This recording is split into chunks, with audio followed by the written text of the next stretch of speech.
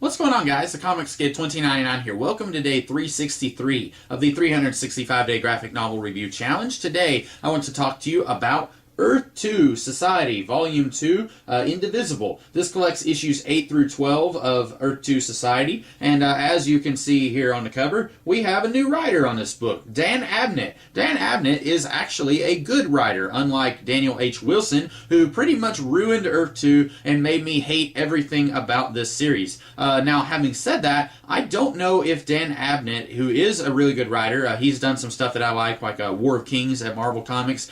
He and Andy Lanning, they had a run on the Legion of Superheroes for a little while that was pretty good, and people seemed to really like it.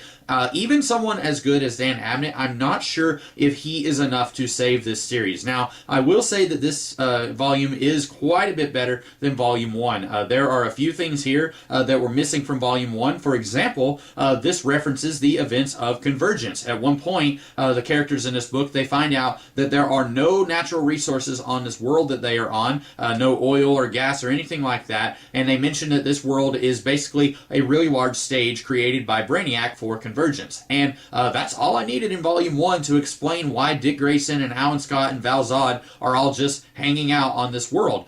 We don't know anything about Convergence in Volume 1, or I didn't.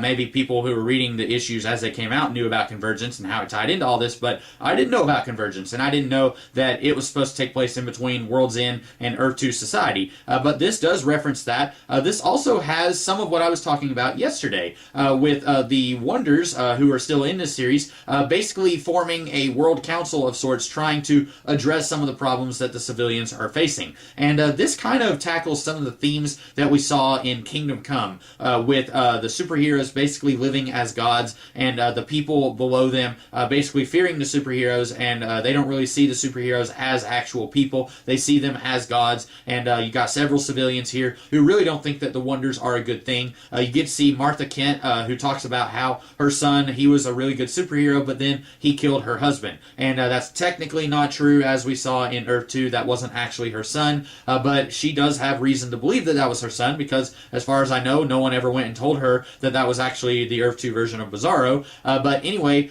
she's here advocating that the Wonders basically stop being Wonders, and she has a fair point, because they've done a lot of terrible stuff. If it wasn't for the Wonders, both good and bad, a lot of the civilians, they would still have their own planet. They wouldn't be living on this new world. So it's interesting that this is trying to tackle something that heavy, but it does remind me a lot of Kingdom Come, and I don't think that this does as good of a job of addressing those themes as Kingdom Come did. Also, in the last half of this book, suddenly it becomes a very heavy speech that is basically trying to argue the merits for and against war, and it does try to do a good job of arguing the balance of that.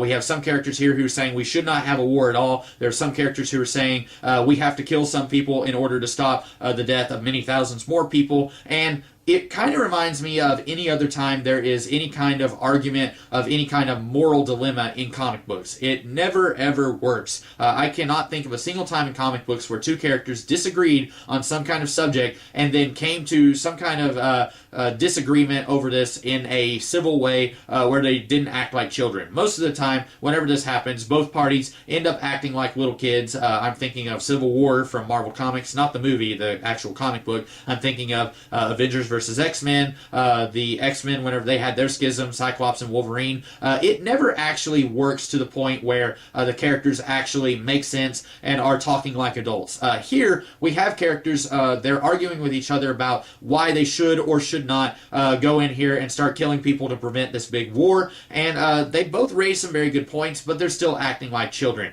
I don't think that this is ever going to work out where you can have, say, Huntress and Commander Steel arguing with each other about whether they should kill some people, and they both come out as sympathetic, nice characters who you actually like, even though they both have flaws because they're human characters. I don't think that's ever actually going to happen.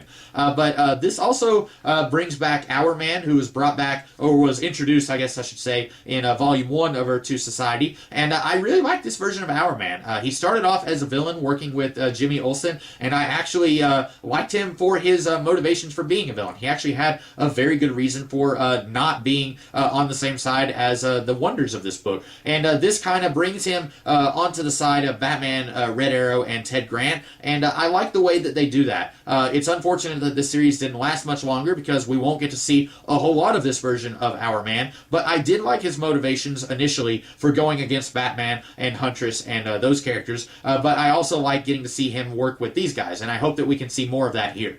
We also get to see Dr. Fate.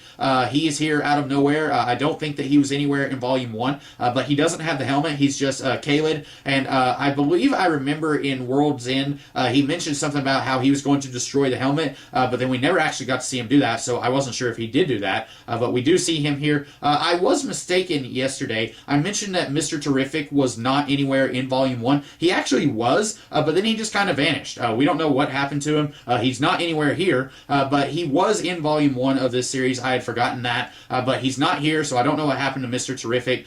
We also have Hawk Woman, or Hawk Girl.